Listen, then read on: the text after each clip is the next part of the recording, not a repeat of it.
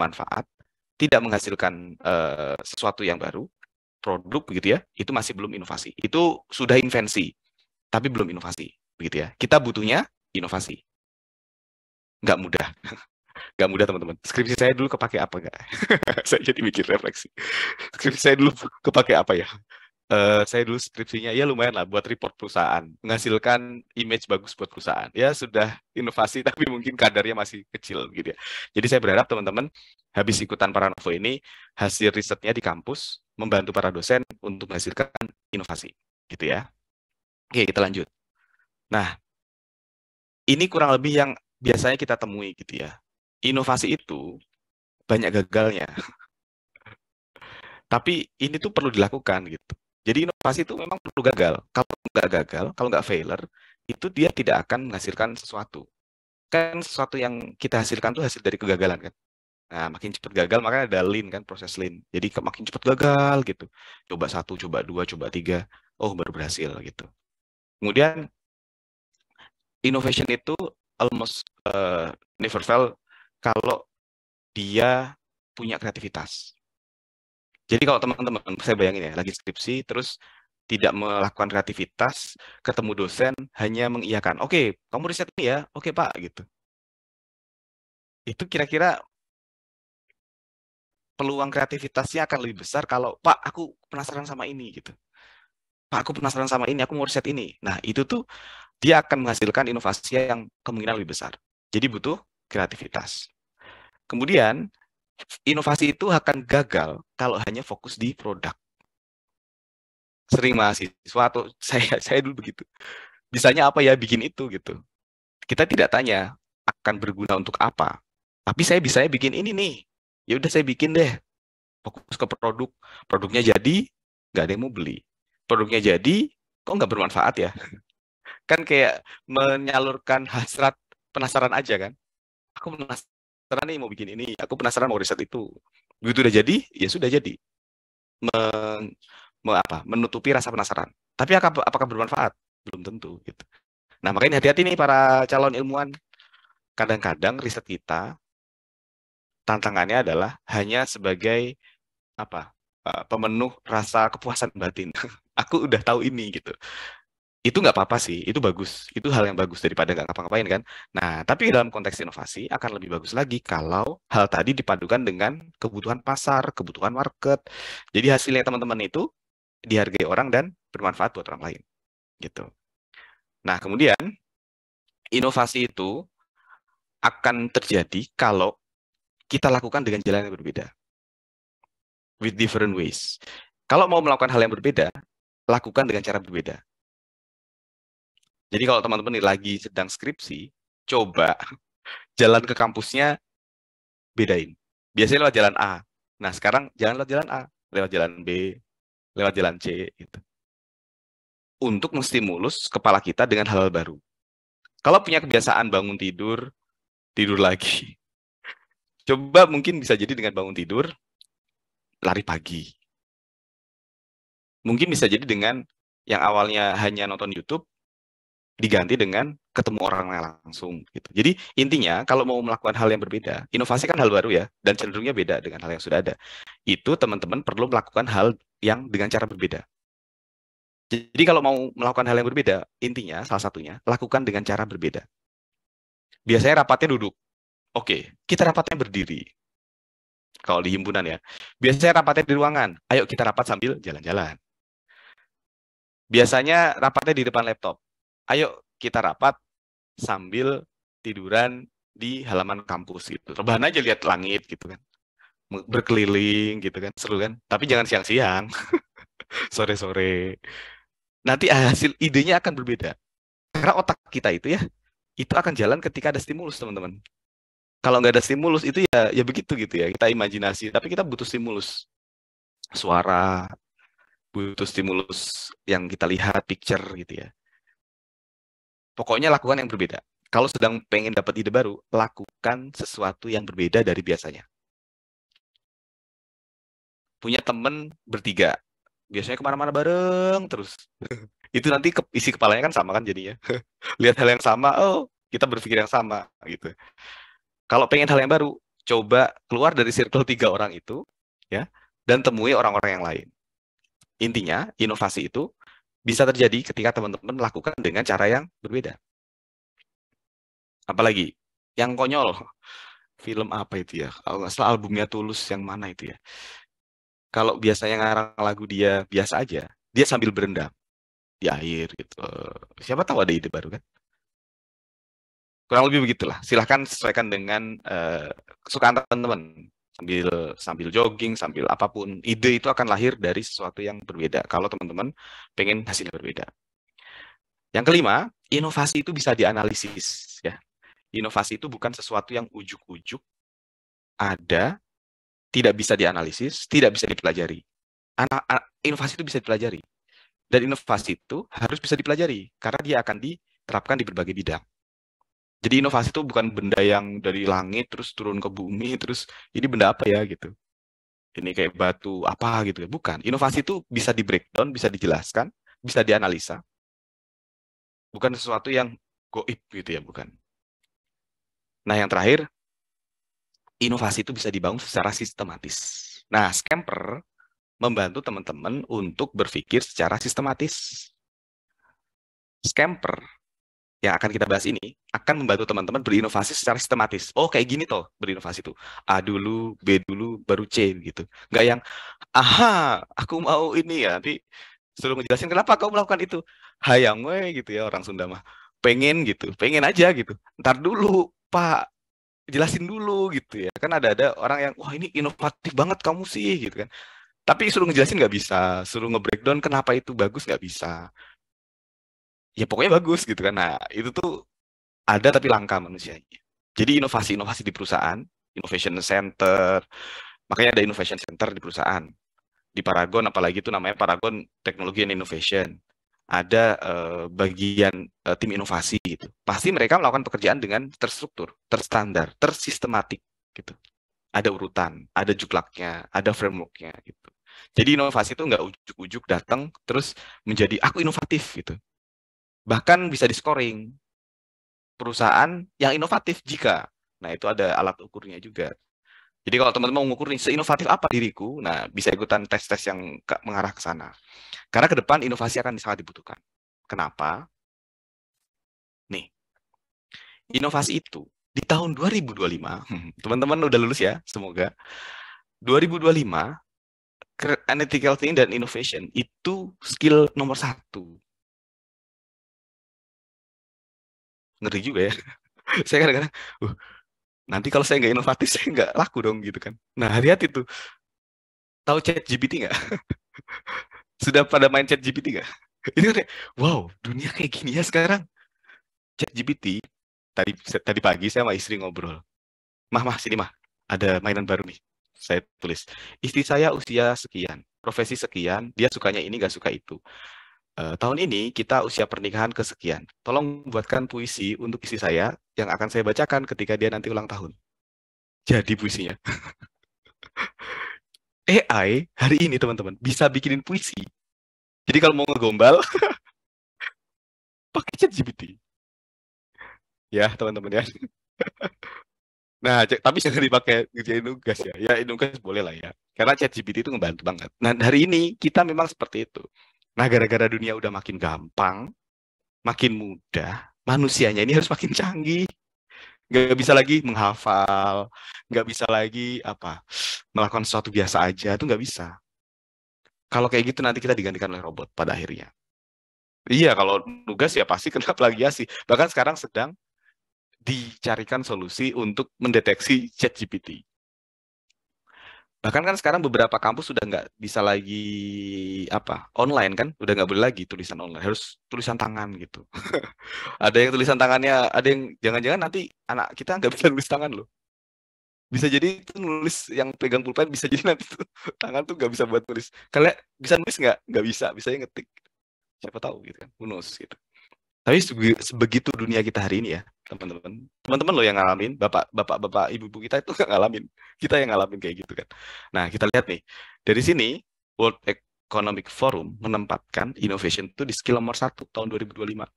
Berarti berapa tahun lagi? Ya, 2 tahun lagi lah. pas teman-teman lulus, itu tuh kalau nggak inovatif, nggak akan bersaing sama yang lain. Jadi beruntung banget ya teman-teman yang ada di Novo Club. Karena teman-teman tahu lebih awal atau sadar lebih dini lah daripada orang lain, begitu ya. Oke, saya izin lanjut ya. Yang lain-lain penting, tapi mungkin nomor bawah, tapi kayak active learning, belajar sendiri itu juga penting kan sekarang. Complex problem solving, teman-teman perlu belajar ini karena ini juga penting ya. Hari ini tuh masalah di mana-mana. Masalah itu terjadi secara simultan di mana-mana, terintegrasi satu sama lain. Tidak hanya satu masalah. Jadi kalau kalian nanti di kerjaan, masalah itu kayak kayak apa ya? Kayak jaringan syaraf gitu loh. Terkoneksi. Sini simptomnya begini, ini mampet, di sini berdampak begitu. Sini hitungannya detik bisa berubah. Karena begitu di-share di WhatsApp, teng gitu. Semua berubah. Wah, ada apa ini, ada apa ini, ada apa ini. Pusing menyelesaikan masalah-masalah hari ini karena bisa seperti itu begitu ya. Sampai di level yang lain creativity masih masuk, critical thinking masih masuk tuh.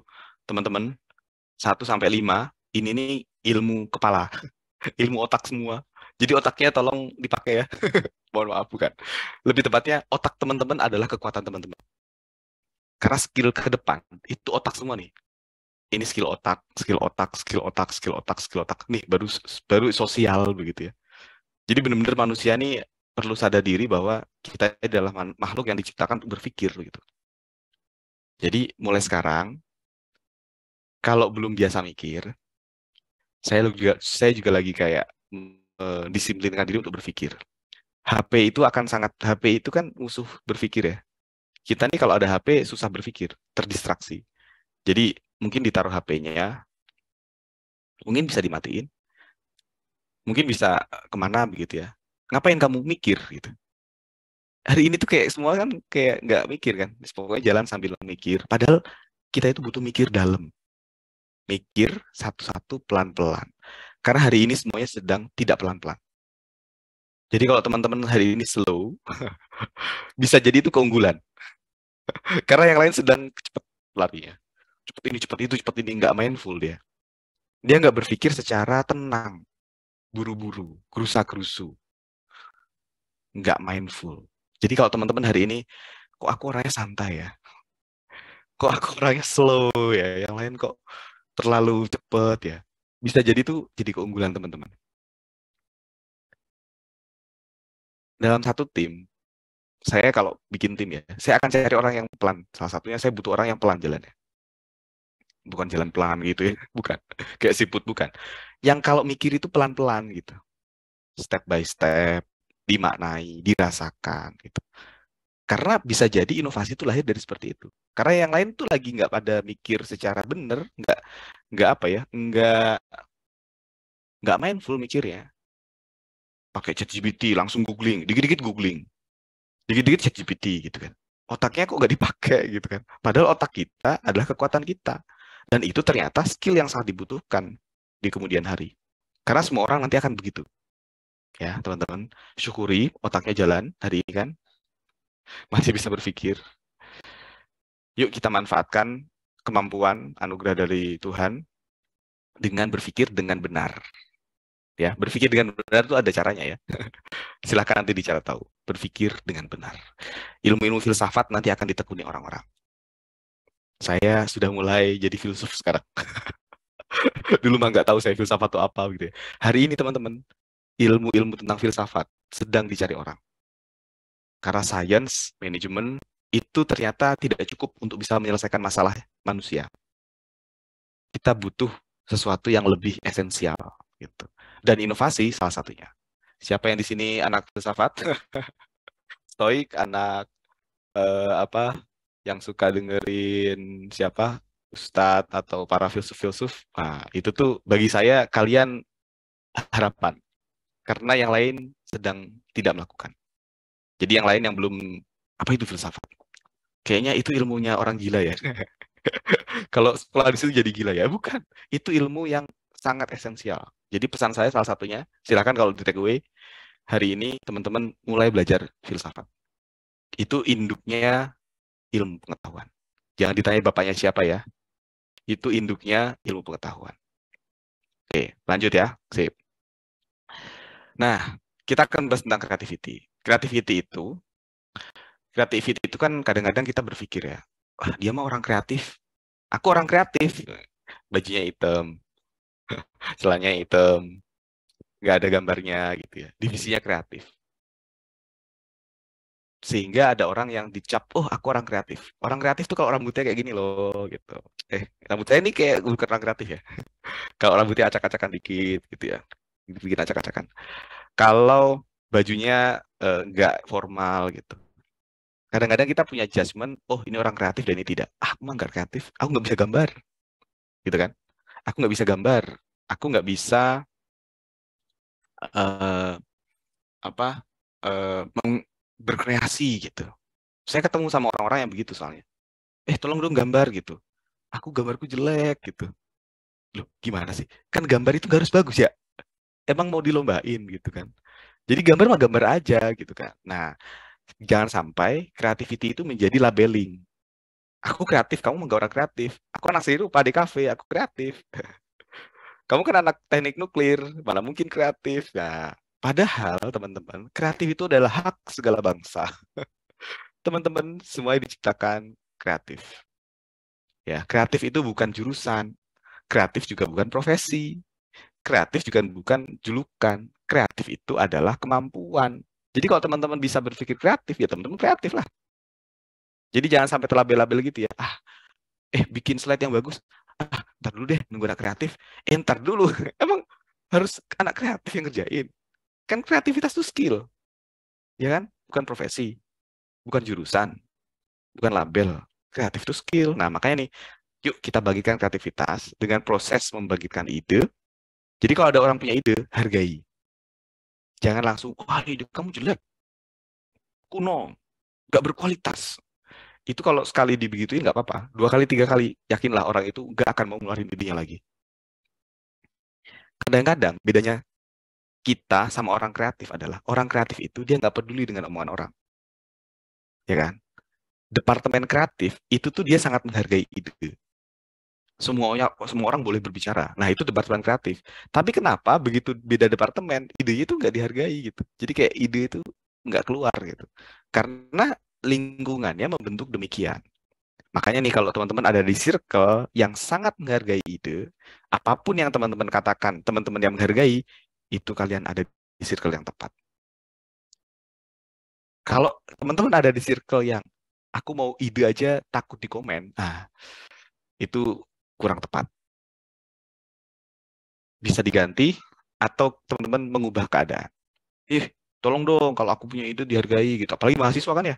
Mahasiswa itu kan hari-hari berlatih beride sebetulnya di himpunan di mana gitu.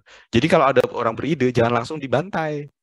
Aku berhasil membantai dia. Waduh, itu bisa jadi kena mental nanti dia. Jadi kalau ada orang punya ide, dihargai, diapresiasi. Karena itu potensi dia yang akan berharga ke depan.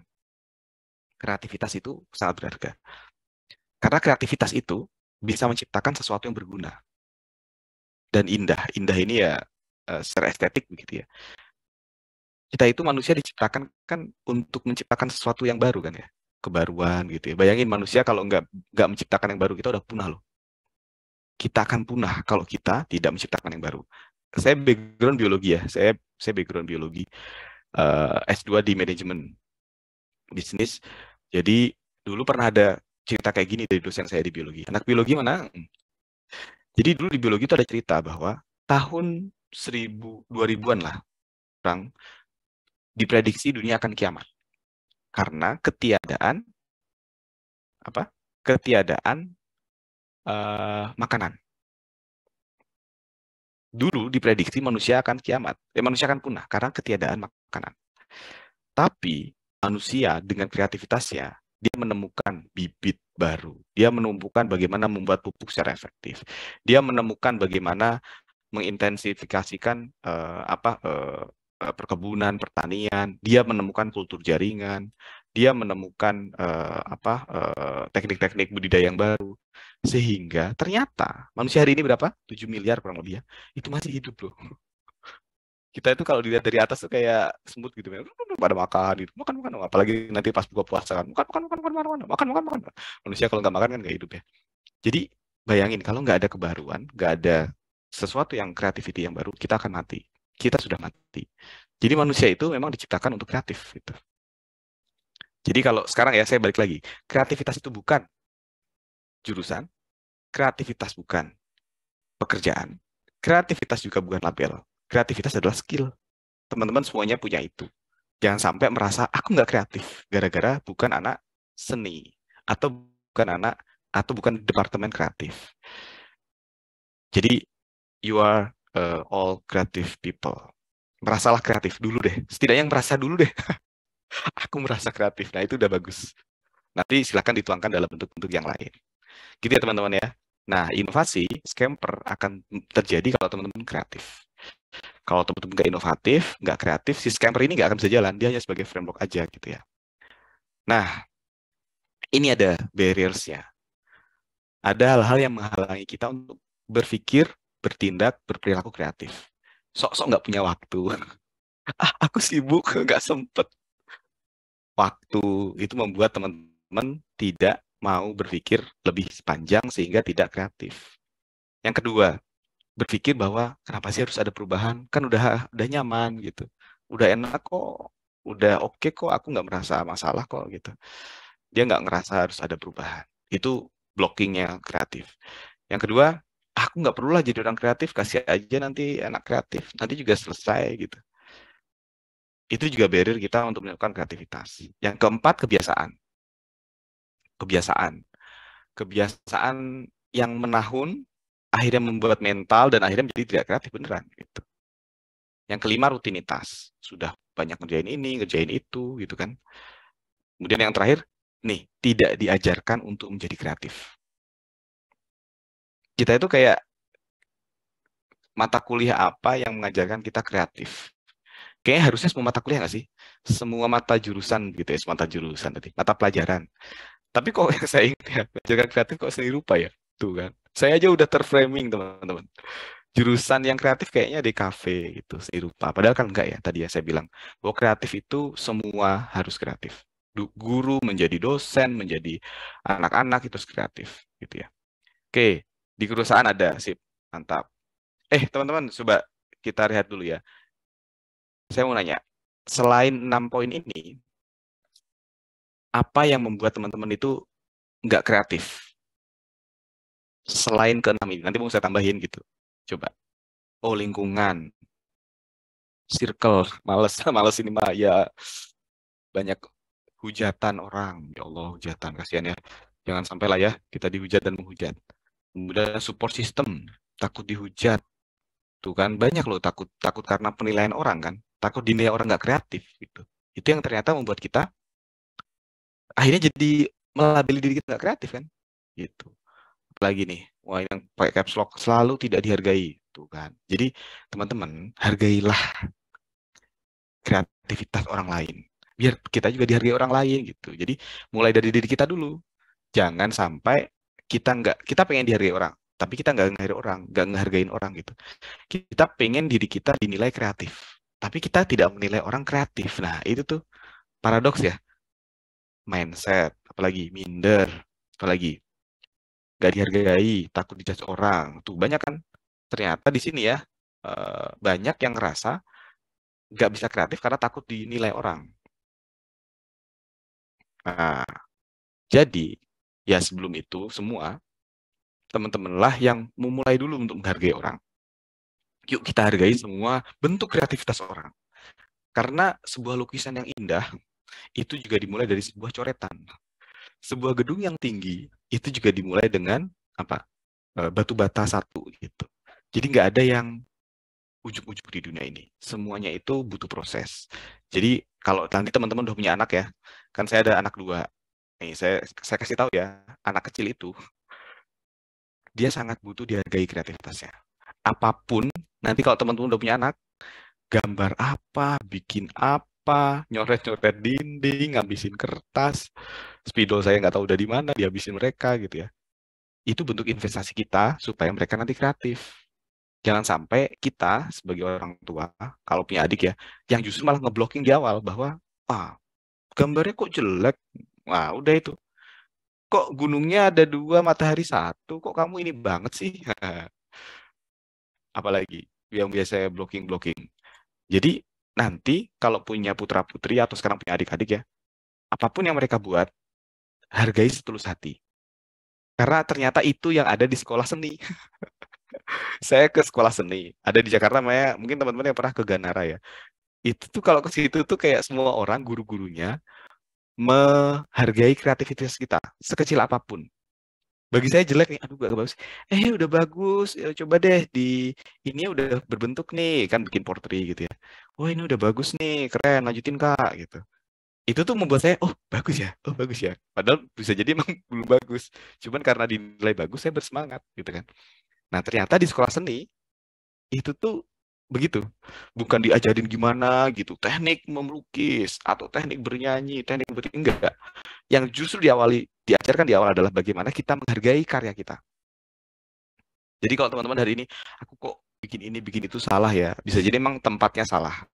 Jadi cari tempat yang mendukung kreativitas teman-teman. Yang semua orang itu, wah keren kamu, ayo lanjutkan. Wah itu kan kayak dapat double energi kan. Wah aku bikin lagi, belajar lagi gitu. Jadi kalau hari ini belum nemu circle seperti itu, silahkan cari. Di kampus banyak tempatnya, di himpunan, di unit mahasiswa gitu ya. Itu tempat-tempat di mana kreativitas sangat dihargai. Oke, kita lanjut ya. Ini barriers. Nah, ini mental block. Beberapa mental block yang kita jumpai. Satu jawaban benar. Kreativitas itu tidak menuntut satu jawaban benar, teman-teman. Kreativitas itu jawaban bisa semua benar. Bisa tidak ada yang benar, bisa hanya benar 2, benar 3, tapi tidak ada satu jawaban yang benar. Teman-teman boleh semua bersuara begitu ya. Jangan sampai merasa, aduh kayaknya salah deh, aku salah di jawabanku gitu. Jangan khawatir, bisa jadi jawaban teman-teman akan menstimulus jawaban yang lain. Kreativitas itu nggak bisa sendirian. Kan dia harus bareng-bareng. Ngomong aja gitu. Ini adalah ruang yang aman buat bersuara. Dan tidak ada jawaban yang satu yang benar. Semuanya benar. Yang kedua, itu tidak logis. Nah, emang semuanya harus dilogika ya? Kan kadang-kadang perlu dinilai dengan hati aja kan. Oh iya, ini bagus kok. Ini indah. Gue suka nih warna komposisinya. Atau gue suka nih bentuknya gitu.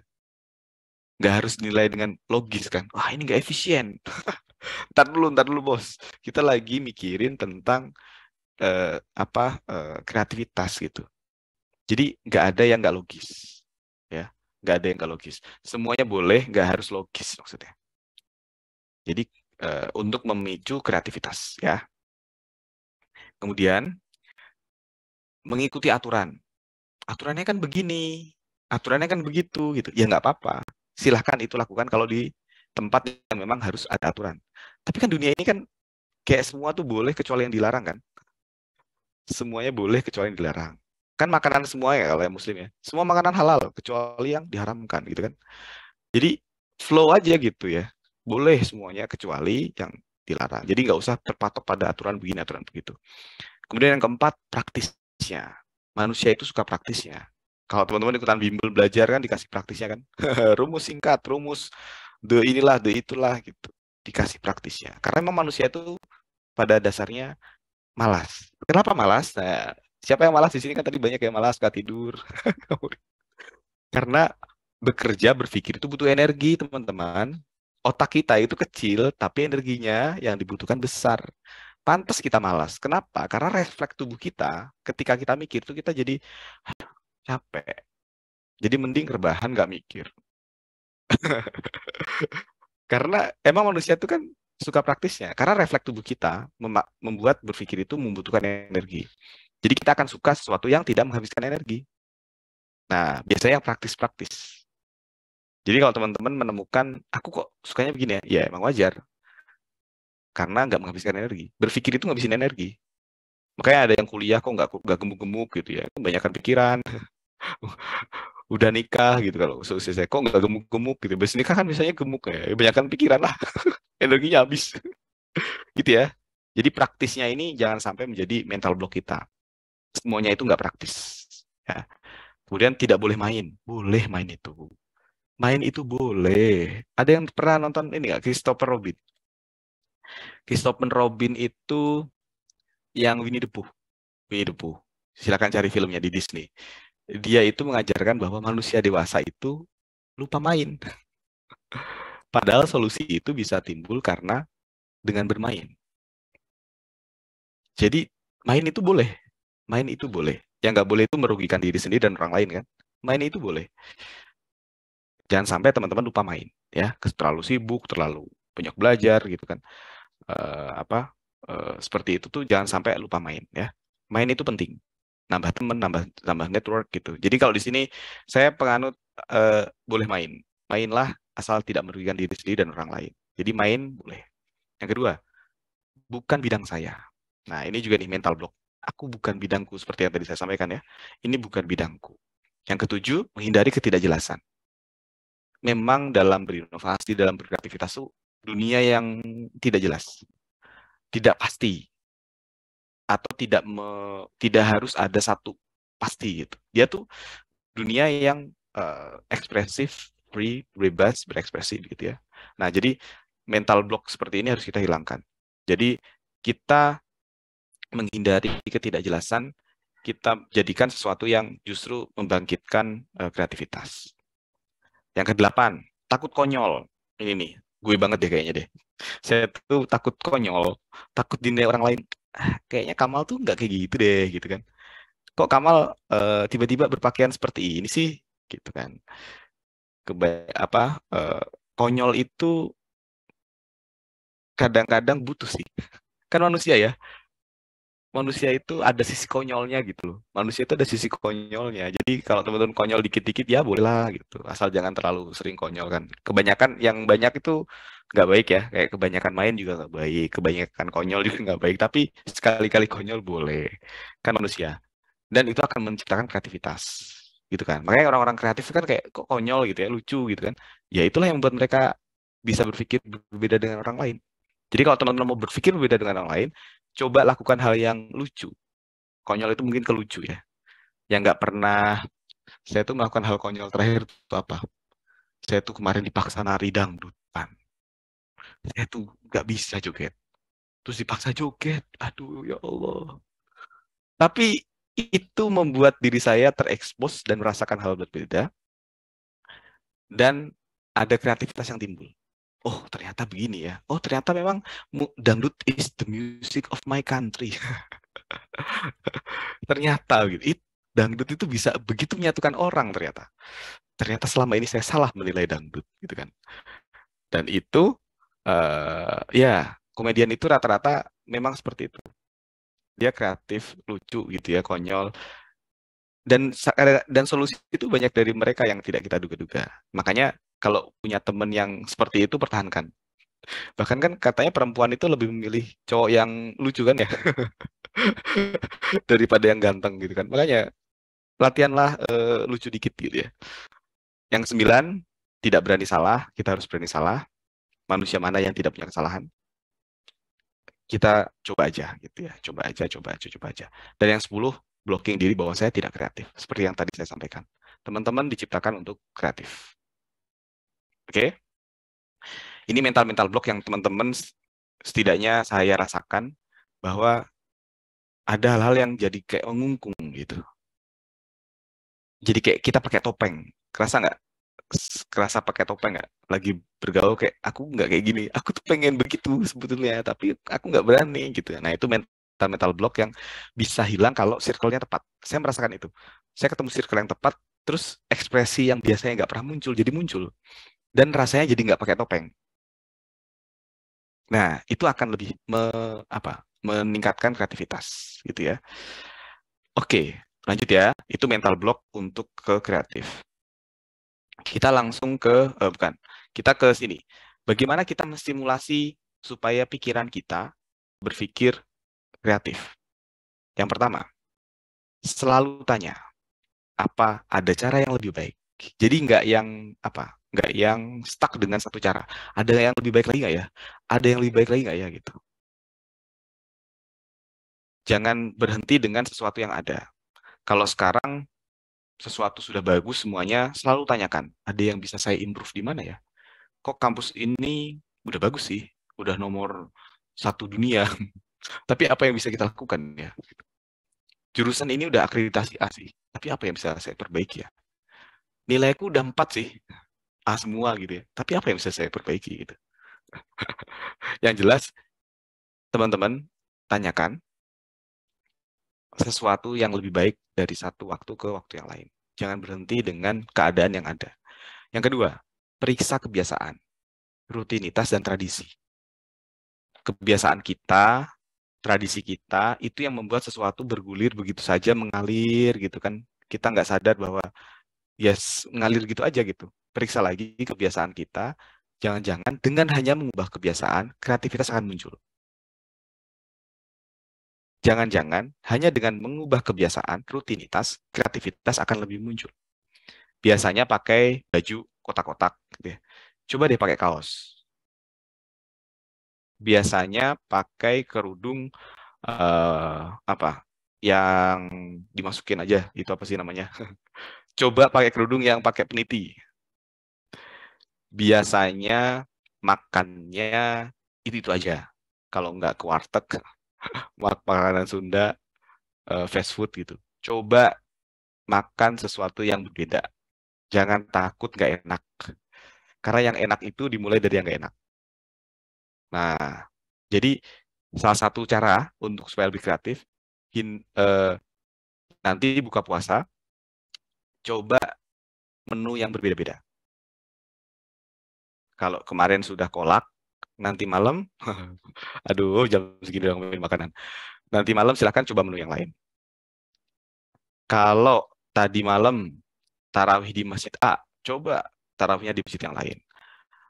Atau yang biasanya ke mall A, coba ke mall yang lain. Yang biasanya naik kendaraan pribadi, coba naik umum. Yang biasanya apa? Yang biasanya eh, pakai brand A, coba pakai brand B. Pokoknya semua kebiasaan kita coba diubah. Itu akan menstimulasi lingkungan kita akan berubah juga nanti pada akhirnya. Saya itu salah satu yang kebiasaan yang berubah adalah apa? Ekspresi kasih sayang itu dulu saya sering sembunyikan. Tapi sekarang saya coba berani mengutarakan. Nah, itu tuh berat sih, tapi mengubah kebiasaan akan mengubah banyak hal gitu ya. Kemudian yang ketiga, lakukan refleksi. Ini bukan pijat refleksi. Refleksi adalah kita dapat makna apa hari ini. Contoh, ketika sekarang refleksinya apa gitu. Aku ingat apa, aku terinspirasi apa. Lakukan refleksi. Kaitkan sesuatu dengan sesuatu yang lain. Pikirkan dengan dalam, deep thinking, deep talk gitu ya. Lakukan refleksi-refleksi. Aku hari ini ngapain aja ya? Oh, tadi ada yang menarik. Oh, tadi kayaknya baju yang kanan tadi kalau saya padu padan dengan celana yang itu, terus pakai ini kayaknya bagus deh. Nah, terus nanti citranya akan jadi lebih elegan, akan lebih bagus gitu. Jadi sering lakukan refleksi dan kayaknya orang akan lebih suka denganku gitu. Jadi lakukan refleksi di setiap kegiatan, rutinkan karena itu akan membantu teman-teman untuk berpikir lebih dalam. Yang keempat, coba lihat isu-isu dari perspektif yang berbeda. Nah, biasanya kalau grup WhatsApp-nya A, Facebook-nya A, Instagram-nya A, TikTok-nya A, gitu ya. Isunya itu aja kan. Coba bikin fake account, follow akun-akun yang berbeda. Jangan itu aja. Itu juga akan bisa menjadikan teman-teman lebih kreatif. Kan kalau algoritma media sosial kan kalau kita suka itu aja kan yang disuguhkan. Nah, coba follow akun-akun yang lain atau bikin akun baru dengan kontraskan followers-nya. Nanti teman-teman akan terpapar dengan sesuatu yang berbeda. Dan yang terakhir, nih benar satu lagi ya terulang, bahwa tidak ada satu jawaban yang benar. Jangan khawatir teman-teman. Yang benar itu hanya yang udah jadi hukum. Hukum fisika, hukum kimia, itu tuh udah pasti benar. Tapi kalau udah urusan kreativitas, nggak ada yang benar. Semuanya boleh. Ya, semuanya boleh. Nasi di mix sama es krim. Cobain aja, nggak apa-apa. Ada teman saya dulu ya, orang mana ya? Dia makan, bayangin teman-teman, nasi dikasih air. Loh, kok nasi kamu kasih air? Iya, kan gantinya kuah. Lah kan gak ada rasanya. Kan sama aja. Udah dikasih air, kasih madu sama dia. Hah, kenapa kamu kasih madu? Kenapa nasi kasih air putih kasih madu gitu? Iya kan sama aja di perut juga diaduk. Aduh, kepala aku pusing dengerin dia makan. Tapi yang jelas, ya begitulah. Silakan ekspresi itu benar. Nggak ada satu jawaban yang benar. Tidak ada begini harus begitu, itu nggak ada. Boleh semua dicoba begitu ya. Ini gara-gara saya baca di chat nih. McD ditambah es krim. Ya begitulah ya. Nasi pakai air itu udah aneh. Iya emang nasi dikasih air. Jadi kalau nemu nasi yang berengkel gitu ya, dikasih air sama dia. Toh juga di perut diaduk katanya. Hah? Sudahlah. Mungkin kreativitas orang seperti itu gitu ya. Bisa sampai seperti itu. Oke, lanjut ya. Nah, ini contoh pertanyaan-pertanyaan eksplorasi, teman-teman kalau mau lebih eksploratif ya. Bagaimana ya jika aku menjadi seorang S1 kerja di Jakarta, apa yang terjadi? Jika, as if ya, pertanyaan jika itu penting. Bagaimana kita memperbaiki? Apa untungnya ya, gitu ya? Apa kita lupa ya? Ini list pertanyaan aja, tapi kalau teman-teman sedang punya ide, coba di-challenge dengan pertanyaan ini. Ada yang bisa dihilangkan nggak ya? Kayaknya udah terlalu banyak ya kita kerjakan. Kayaknya kita cukup hari ini diam di rumah, menikmati senja gitu ya. Nggak perlu jalan-jalan lah. Gitu. Atau barangkali bisa ditambah. Mungkin aku hari ini bisa lebih banyak membaca buku. Mungkin aku hari ini bisa lebih banyak muterin kota begitu ya. Sambil jalan kaki, sambil apa gitu. Jadi silahkan explore pertanyaan-pertanyaan ini untuk membuat teman-teman lebih kreatif. Oke, lanjut ya. Nah, kita lanjut ke scamper itu apa. Makanya tadi saya bilang ke teman-teman, scamper ini teknik yang sederhana, tapi yang lebih penting adalah fondasi menuju scamper, yaitu kreativitas, inovasi yang tadi saya sampaikan, mental-mental blocknya, itu yang membuat scamper ini jadi bisa jalan. Aduh, nugget rebus. Ini kayaknya yang bikin nugget merasa ini kenapa nuggetku direbus gitu. Tapi nggak apa-apa. Cobain ya, cobain. Saya juga jadi penasaran kalau nugget direbus kayak apa. Nah, jadi kembali ya, inovasi banyak tools. Di sini ada tools brainstorming, ada two column, ada dimension analysis, ada morphology matrix, macam-macam. Jadi kalau bisa dibilang nih, apa tools inovasi? Banyak, banyak banget. Tapi hari ini kita akan fokus di scamper. Scamper ini yang paling sederhana mungkin ya, yang simple. Nah, scamper itu singkatan. Scamper adalah singkatan. Dia ditemukan oleh Pak D. Alex tahun 53 di bukunya Scamper Games for Imagination Development. Jadi scamper itu kepanjangan dari substitute, combine, hanya adapt, modify, put to others use, eliminate, reverse atau rearrange. Jadi scamper itu singkatan. Jadi ya, kalau ada, oh kita pakai scamper. Nah, scamper itu sebenarnya singkatan. Bukan bahasa mana begitu, bukan. Scamper itu singkatan. Ingat-ingat ya, tadi makanya keluarkan di pretest. Scamper itu substitute, dikombine. Nah, kan dikombinasikan tadi kan nasi dikombinasi air putih, apalagi itu kombinasi gitu ya. Nah, nugget direbus itu masuk mana ya kira-kira ya? Nugget direbus. Mungkin adaptasi kali ya. Dia nggak punya minyak goreng. Jadi dia direbus. Nah, kan inovasi. Kita bisa gunakan scamper. Coba nugget di substitute. Nah, nugget ayam jadi nugget tempe atau nugget jamur gitu kan. Nugget dikombinasi, nugget combine sama coklat gitu. Gak enak sih. Tapi kayaknya kalau nugget itu enaknya sama, ini puasa-puasa mungkin makanan. Tolong dong, contohnya yang lain. Tapi yang jelas scamper itu kayak gitu ya prakteknya. Oke teman-teman, tolong contohnya jangan makanan, aku jadi lapar. Ya, scamper. Yuk kita coba. Contohnya apa?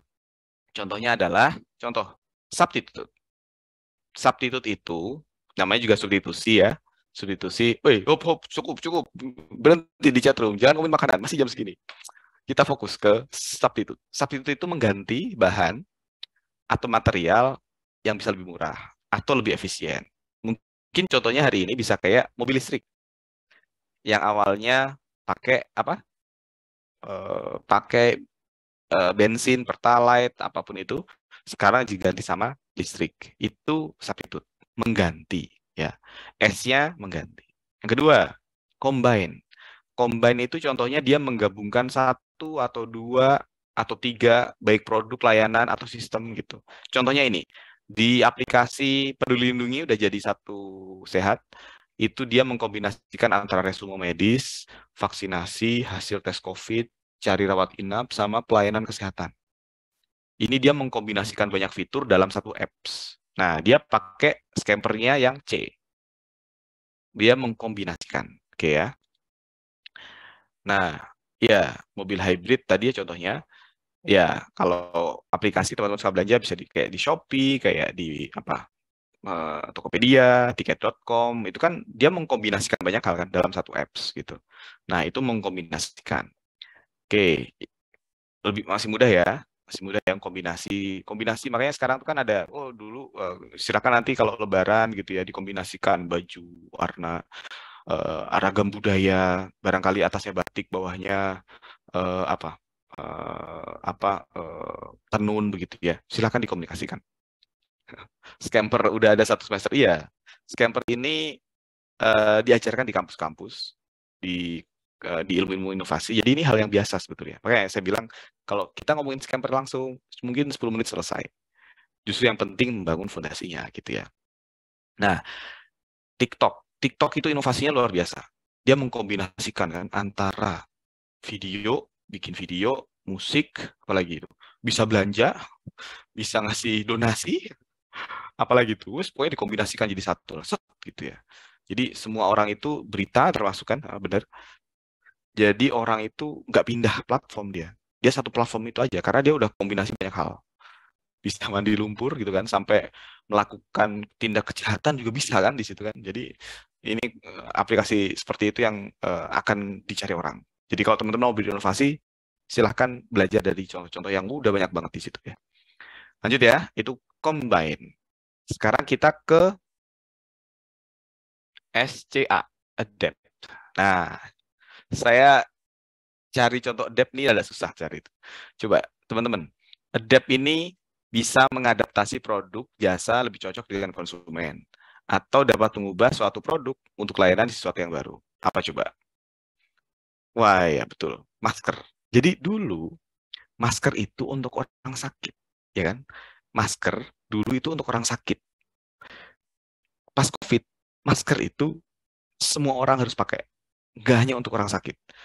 Jadi suatu produk dalam situasi tertentu, dia fungsinya bisa berubah gitu. Contohnya masker. Coba, apa yang lain? Sesuatu yang sama, tapi dalam kondisi yang berbeda itu jadi berbeda gitu. Coba, selain masker apa? Saya cukup sulit mencari contoh yang adapt. Apa? Jualan minuman bisa jadi vending machine. Jualan minuman bisa jadi vending machine. Bisa, itu dalam konteks diadaptasi teknologi gitu ya. Baju renang. Kenapa baju renang? Mbak Amalia, saya belum bayang. Sertivaksin itu gimana maksudnya? Oh, biasanya sertifikat itu dipakai hanya untuk sesuatu, itu dipakai buat akses kemana-mana begitu ya. Oh, masuk akal, masuk akal. Kupat lebaran. Aduh, ini udah bingung saya nih. Contoh yang bisa mudah-mudah dong. Kenapa juga kan? Pop. Apa kain? Bisa jadi pembayaran naik. Paspor. Oke. Ini adalah ya sesuatu yang baru, nggak baru sih, tapi dalam konteks yang berbeda, dia beda gitu.